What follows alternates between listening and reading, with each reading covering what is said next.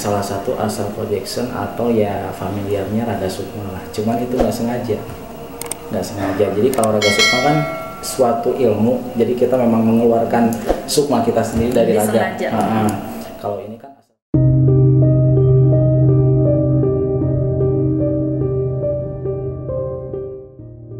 Oke Kang Jati, tidak semua orang bisa memiliki pengalaman seperti tadi ya. Betul. Kita sempat koma dan lain-lain, kita masuk ke alam yang memang kita tidak mengenal sebelumnya ya. Teh Ayu.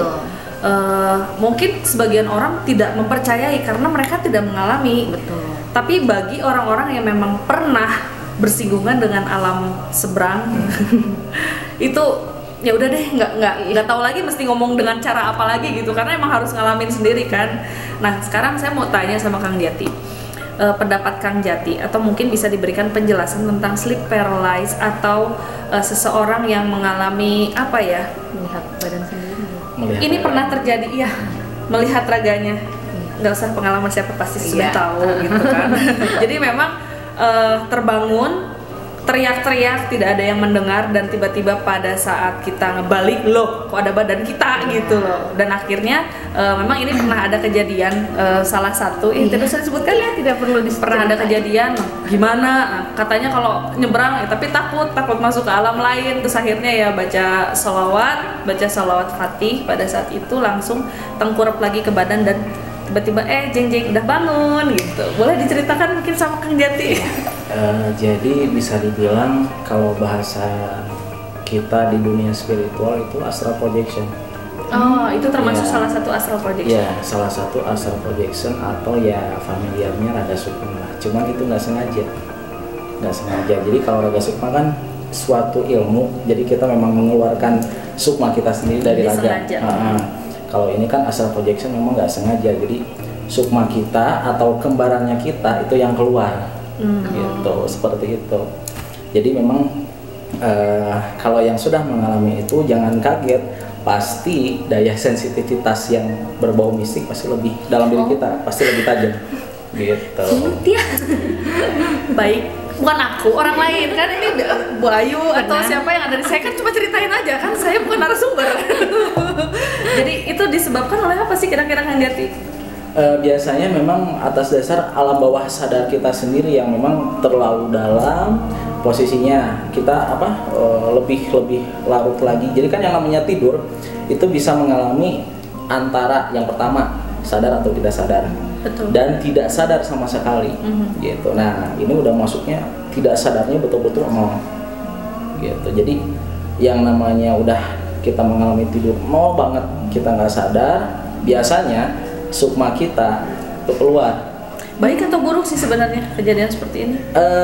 Kalau untuk saya pribadi ya baik-baik aja sih, nggak akan terjadi apa-apa karena memang itu kembaran kita sendiri gitu. Cuman kalau misalkan sudah mengalami seperti itu dan terulang kembali, jangan dulu sampai kita istilahnya kemana-mana berkeliaran gitu. Keluar. Kalau orang yang suka sleepwalker, seseorang sleepwalker yang suka sleepwalking waktu kecil misalnya, itu gimana pendapat Kang Jati? Jalan-jalan memang kemana-mana gitu. Dengan raganya berarti kan. Betul. Kayak gitu.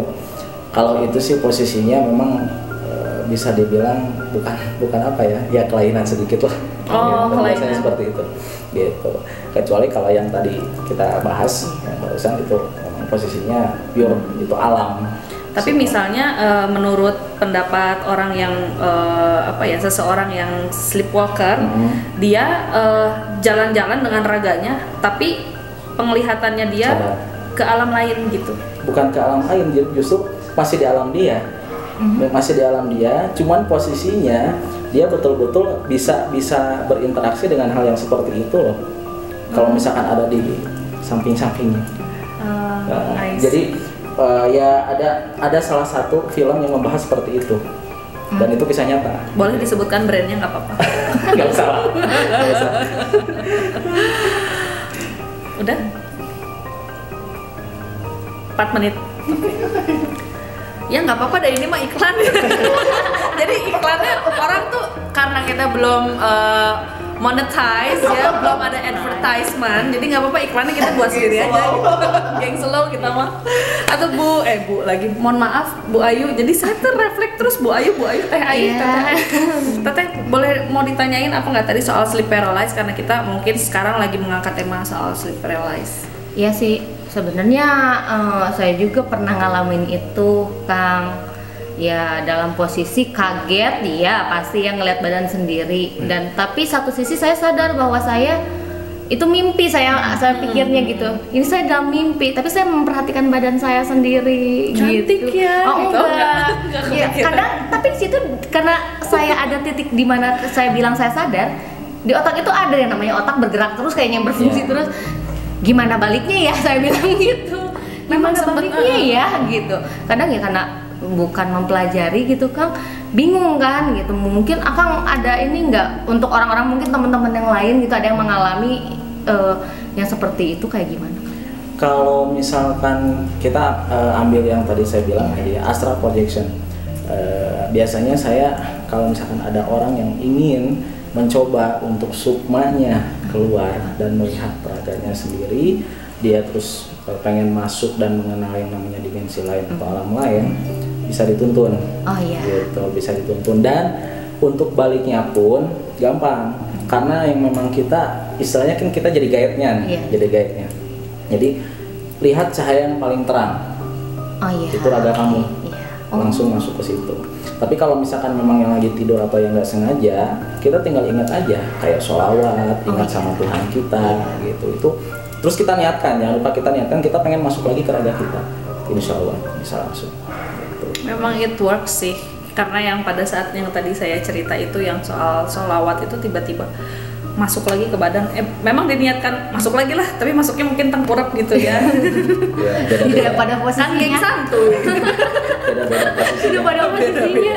Jadi ini kita agak sedikit humor ya, maksudnya supaya betul, karena kebanyakan memang pada saat kita ngonten ya kan bisa serem, jadi memang dibuatnya juga seperti itu, tapi ya nggak apa-apa untuk dinikmati, tapi jangan lupa, maksudnya kita jangan terlalu berlarut-larut banget dibikin serem atau gimana, karena memang alam gaib, alam astral itu memang ada, they exist gitu. Jadi kita memang harus menerima bahwa Tuhan menciptakan banyak sekali alam, itu yang baru ketahuan. Kita kan nggak tahu juga ada alien, bener nggak? Ya, betul. Di muka bumi belahan mana gitu, kita kan nggak tahu ada alien dan lain-lain. Jadi banyak makhluk itu, jadi kita terima saja gitu. Atau mau diceritain lagi Kang Jati soal yang lain-lain struggle-nya pada saat Kang Jati apa ya menjalani profesi seperti sekarang?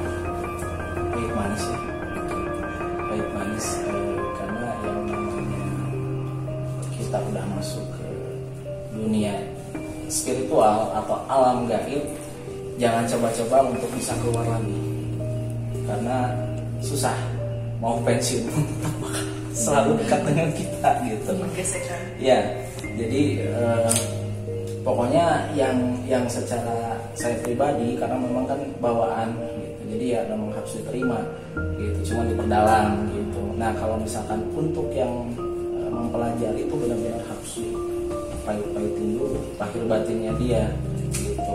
Jangan sampai di saat dia udah masuk ke mengenal ke alam-alam gaib seperti itu, tiba-tiba aduh kayak gini nih, jadi belum siap benar-benar mental. Takutnya kan terjadi sesuatu sama diri dia sendiri, dia keluar lagi udah nggak bisa gitu. Memang pahitnya itu seperti itu, jadi jangan salah, jangan main aja. Benar-benar. Ini ada salah satu pertanyaan dari netizen yang ada di sini. Kita sebut netizen nggak apa-apa ya guys, matanya kemana-mana nih. Jadi gini, ada seseorang yang memang dia bisa baca, oh ada sosok ini ada di depan saya, tapi beliau tidak bisa melihat secara fisik. Jadi seperti gue tuh halu nggak sih? Ini gue halu nggak sih? Tapi itu tiba-tiba jump up begitu. Jadi tiba-tiba dia apa ya, pop up muncul begitu aja, tang gitu. Jadi kayak kita tuh kayak lagi mimpi atau mungkin seperti halu atau apa, tapi itu sosoknya belum pernah kita bayangkan sebelumnya, tapi ternyata dia muncul. Itu ada nggak sih seperti itu? Ada. Jadi betul ya bahwa pada saat dia mengalami seperti itu dia melihat. Iya. Seperti itu. Betul. Boleh dijelaskan mungkin gimana perbedaannya dengan melihat fisik? Jadi gini, bisa dibilang kan yang tadi saya sudah sempat bilang juga, bahwasanya mereka juga ingin memunculkan eksistensi mereka ke kita gitu. Tapi memang nggak semuanya bisa istilahnya mereka nih, gua tuh pengen nampak di depan manusia itu gitu. Nggak bisa seperti itu juga gitu. Jadi memang mereka melihat cakra-cakra si orang ini yang udah bisa berdekatan dengan dimensi mereka yang mana. Jadi berhubungan dengan cakra. Iya. Tapi tidak berhubungan dengan aura ya. Kalau aura beda lagi. Aura beda lagi. Aura tidak mempengaruhi kaum jin untuk mendekati. Beda lagi. Itu enggak jauh, jauh enggak, cuman enggak masuk ke situ. Tidak bersinggungan langsung dengan aura. Berarti kalau yang tadi dialami oleh salah satu orang di sini itu betul, dia bukan halusinasi. Oke. Ada pertanyaan lagi mungkin yang mau ditanyain sama Kang Jati untuk teman-teman yang ada di sini. Ini anyep-anyep terus dari tadi karena takut bocor suaranya. Ada lagi yang mau ditanyain mungkin soal kaluhun. Jadi ada yang suka gimana ya? Mungkin untuk apa ya? Warga-warga di dimensi 1-2 mungkin tidak terdeteksi, tapi yang ada di dimensi atas-atasnya itu yang selalu muncul. Jadi total dimensi itu sebenarnya ada berapa? Betul nggak itu yang teman saya suka lihat ini yang di dimensi-dimensi atasnya bisa komunikasi mungkin ya, tapi secara tidak langsung sama dia, tapi dia tidak bisa melihat seperti Mrs. K atau lain-lain seperti itu. Intinya leluhur ya. Iya. Jadi yang namanya manusia, contoh mungkin kayak Ayu tadi gitu, atau Indri gitu, itu punya leluhur yang memang sayang sama diri panjenengan semua gitu. Nah, mereka ingin mengaping kita, istilahnya membackup kita gitu. Jadi bisa dibilang itu bisa membantu dari segi cakra kita terbuka secara otomatis. Gitu. Lanjut Kang Jati aja deh yang ngomong, saya jadi ini MC-nya Kang Jati aja kan. Jadi saya lagi mau nyimak dulu. Iya, silakan Kang Jati. Menyimak ya. Terus aja santai. Iya terus. Jadi yang namanya yang saya bilang tadi yang namanya karunia, kodrat gitu, apalagi memang leluhur kita, karunia kita sayang sama kita ya, itu jangan sampai kita tolak gitu. Akibatnya ya pasti fatal ke diri kita sendiri. Sakit misalnya itu salah satu bentuk penolakan. Ya bisa dibilang seperti itu, dan bukan hanya sakit, musibah yang paling fatal seperti itu gitu. Nah terus cara menanggapinya nih pada saat kita bersinggungan langsung dengan yang memang katakanlah daerah angker atau apa, sudah jelas di situ banyak kerajaannya ya dan lain-lain gitu kan, kita tuh harus nerima berarti oke, saya lihat kamu, hai gitu, atau gimana cara menyikapinya, gimana? Mungkin ini juga pertanyaan sebagian netizen ya gitu. Terus saya harus apa gitu, ya nggak sih? Benar ya? Kebaikan salah nggak sih gitu? Nah, intinya tetap kita tetap bisa menghargai ke dunia mereka, karena mereka juga ingin diakui. Karena yang namanya jin itu lebih dulu diciptakan oleh Allah Subhanahu Wa Taala daripada manusia. Itu yang pertama. Yang kedua, makanya setiap kita explore tempat angker, kita ngelewatin ke tempat angker. Di saat itu misal ada sesuatu makhluk yang merasa terganggu, ya wajar juga sih, karena mereka yang paling lama diciptakan. Keusik mungkin ya. Seperti itu. Jadi ya tetap kita attitude kita harus sopan juga, asal jangan sampai kita yang takut sama mereka. Istilahnya kita yang diperbudak sama mereka. Kan banyak orang yang mungkin sekarang 2021 pun masih ada orang yang memang ya bekerja sama dengan jin. Padahal bersekutu dengan jin. Jadi ya padahal kata si orang itu, saya menaklukkannya padahal kembali. Gitu. Jadi jangan sampai seperti itu. Kita harus sopan, kita melewat ke tempat angker, tempat ini angker nih. Tetap nggak apa-apa, kita nggak usah takut, salam aja gitu. Punten, permisi. Etika itu penting ya, mau sama jelas. manusia, mau sama jin, apapun. Betul, etika itu penting. karena sama ciptaan Allah. Betul. Saya ada satu pertanyaan lagi, tapi mungkin nanti Teh Ayu juga akan ada pertanyaan. Untuk orang-orang yang sensitif itu kan memang mereka sering melihat ya secara fisik dan lain-lain. Cuman kadang kan kita cuma menangkap apa yang tersurat, tapi kita tidak bisa menangkap apa yang tersirat. Panjenengan tuh mau apa ya? Nah kayak gitu. Tapi kan kita tidak bisa membuka komunikasi dua dunia itu kan. Nah apa yang sebaiknya kita lakukan? Tapi itu posisinya sudah merasakan ya bahwasanya ada kehadirannya. Merasakan ada kehadiran dan mungkin melihat, tapi tidak tahu ini tuh katakan gini, misalnya saya kasih contoh. Misalnya saya lagi mau keluar dari satu gerbang, tiba-tiba ada sosok mungkin kita bisa bilang kakek-kakek Jawara duduk di atas batu. Nah itu tuh duduk tuh ngapain? Apakah say goodbye ataukah apa? Sementara saya tidak bisa berkomunikasi karena memang misalnya apa ya, hambatannya mungkin dari kendaraan juga karena melajunya kan cepat gitu. Kalau memang kita ambil simpelnya aja ya, kalau memang posisinya dia cuma hanya sekedar menampakkan kepada diri kita pribadi gitu, kita tinggal bilang aja yang tadi saya bilang, tetap salam, sapa aja gitu. Seandainya dia mengikuti, baru kita tanya gitu, dan hilangkan rasa takut yang ada dalam diri kita. Karena apa? Kalau kita sudah merasa takut dengan makhluk yang seperti itu, otomatis aura positif kita kesedot ke mereka, aura negatifnya nempel di kita. Makanya kebanyakan orang ada yang pingsan melihat seperti itu, ada yang nggak bisa berkutik atau nggak bisa bergerak karena aura positif kita udah sedot ke mereka.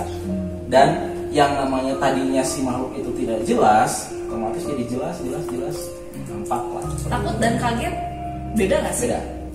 Kayak misalnya cuma merinding itu kan mungkin pergesekan ya? Ya, merinding juga ada dua. Ada yang merinding memang karena merasakan ada kehadirannya, dan ada yang merinding yang takut. Oh, gitu. I see. Iya. Tiba-tiba jump scare ya, siapa yang nggak kaget lah gitu kan? Tiba-tiba lagi, yang tadi kan di kamar mandi. Astagfirullah, tutup lagi. Bukan lagi nggak ada. Oke, ada pertanyaan nggak Teh Ayu? Nah, satu nih Kang mau nanya nih. Semenjak kepekaan saya meningkat terus-terusan, meskipun ya alhamdulillah sekarang sih nggak pernah sampai ada kejadian yang saya bilang saya nggak bisa bicara, saya malah jadi empati sama apa dipengaruhi oleh dia gitu, digerakkan oleh dia. Nah sebenarnya jauh dari sebelum itu, ketika kepekaan saya sudah mulai muncul itu, saya pikir memang semua wanita bakal seperti itu. Dia sensitif dari hatinya, dari perasaan dia, dari pikiran dia akan hal yang bakal terjadi gitu. Misalnya ambil contoh, saya ngelarang keluarga saya untuk pergi, atau saya ngelarang suami saya untuk pergi, tiba-tiba tanpa sebab alasan gitu, sampai saya nangis-nangis saya ngelarang, tapi orang itu tetap pergi gitu. Dan ternyata alhamdulillah hati berusaha untuk berdoa. Ketika pulang, si orang tersebut memang menyembunyikan sesuatu, ternyata hampir celaka. Di situ saya kadang suka marah juga. Nah itu yang pertama. Yang kedua Kang, pertanyaannya, kadang saya berusaha untuk menahan emosi saya. Karena ketika saya emosi yang tidak kebendung, ketika saya ngucap, bukan kejadian sekali dua kali, it happen, terjadi Kang. Misalnya saya saking marahnya sama satu orang, saya bilang celaka kamu, jatuh kamu. Berapa hari kemudian saya dapat kabar dia patah tulang karena jatuh di tangga gitu. Kadang nenek saya sendiri alhamdulillah masih ada gitu, bilang mulut kamu hati-hati mulut kamu gitu. Mau doain saya takut, jadi bukan takut ya, gimana ya, ada kegelisahan gitu di hati. Takutnya saya niatnya bercanda, aku malah jadi kejadian gitu loh Kang. Nah seperti itu pertanyaan. Boleh ditanggapi Kang Jati? Untuk yang pertama, jadi memang bisa dibilang kan itu firasat. Iya. Firasat gitu. Ya mungkin secara tidak langsung itu firasatnya sangat-sangat untuk Teh Ayu ya, sangat-sangat begitu tajam gitu. Dan yang saya lihat, nggak tahu benar nggak tahu enggak ya, Teh Ayu sebelumnya sempat bisa flashback juga untuk ya istilahnya mau mengingatkan misal ke suami Teh Ayu nih, jangan keluar gitu kan. Nah sebelum itu sempat agak sedikit mengalami flashback. Siap. Mana suaminya? Coba tunjuk mana suaminya. Ada. Ada. Bapak nanti tolong didengarkan ya Pak, istrinya ya, jangan kesini ya. Pernah bercelaka soalnya dia. Ya intinya kalau soal itu sih tetap balik lagi ke Hayu sendiri, harus betul-betul bisa meyakinkan gitu bahwasanya ya bisa terjadi. Iya. Gitu. Gitu. Nah yang keduanya yang tadi apa?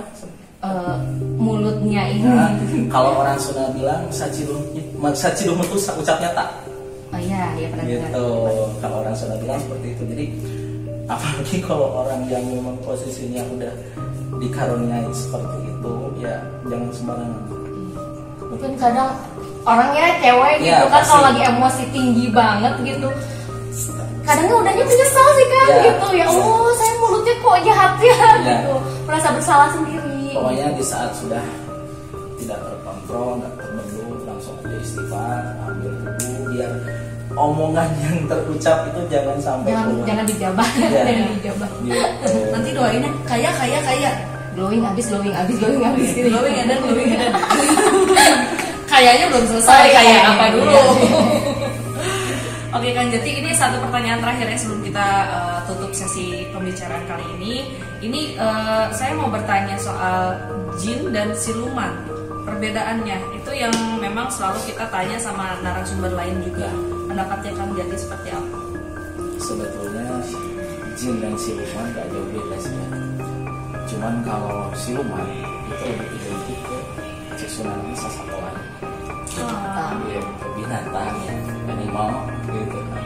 90% ya, siluman itu mendekati ke situ. Gitu. Kalau jin, nah itu gimana dia aja penampakannya seperti apa. Cuman kalau siluman rata-rata hampir semua 90% pasti binatang. Gitu. Nah kalau jin ya bisa dibilang dia ingin penampakan seperti ini kayak manusia, ya pasti. Dia menampakkan pengen jadi binatang, ya. Cuman biasanya kalau jin itu kalau dia sudah menampakkan wujudnya menjadi binatang dan terlihat oleh kita, apakah itu ular, apakah itu congcoran, tapi Kayak narasumber kita dong yang kemarin. Iya. ya mungkin lain beda ya. Tapi warnanya coklat biasanya, I see. gitu. Terus bahasa Sundanya Bandung, Indonesianya apa ya Bandung? Oh iya, Yang yang tanduk warnanya gitu. hitam bangun itu. Yang ada tanduknya. Iya, ada tanduknya. Gitu. Biasanya kalau sudah menyerupai seperti itu sudah perwujudan yang paling akhir. Oh, Gitu. Perwujudan paling akhir gimana Mas? Jadi istilahnya kalau manusia tuh tutup usia lah. Oh, uzur. Jadi udah misal ya binatang, nah dia jadi congcoran gitu. bisa tua. Terus dimatiin sama kita, udah. Oh, Dia nggak akan bisa berwujud lagi. Udah aja nanti yaumul akhir. oh iya. Gitu. Antara jin dan siluman yang lebih powerful yang mana nih? Kalau untuk secara kejahilan sama-sama ya, cuman yang paling jahat siluman. Karena dia suka bersekutu dengan dukun-dukun ya, banyak ya. Bisa dibilang seperti itu, tapi jin juga banyak yang bersekutu dengan ya. Kalau digencar nih, sok ini dukunnya sama gitu, digencar kuatan mana? Ditarungin gitu. Iya, sorry pertanyaannya racing. Ya tergantung power si makhluknya juga lah. Biasanya kalau jin umur lebih tua itu lebih powerful. Gitu. Dan jin mereka kan punya raja. Nah raja jin itu sebetulnya bukan satu, tapi banyak. Mau itu di kalangan jin muslim atau di masrofal jin, ya jin fasik lah, jin kafir. Itu bukan 1, 2, 3. Gimana klan mungkin? Banyak. Klan congcoran gitu, klan bambu. Atau misalnya raja-rajanya dibatasi dengan teritori nggak misalnya? Nah di sini mah rajanya ini gitu.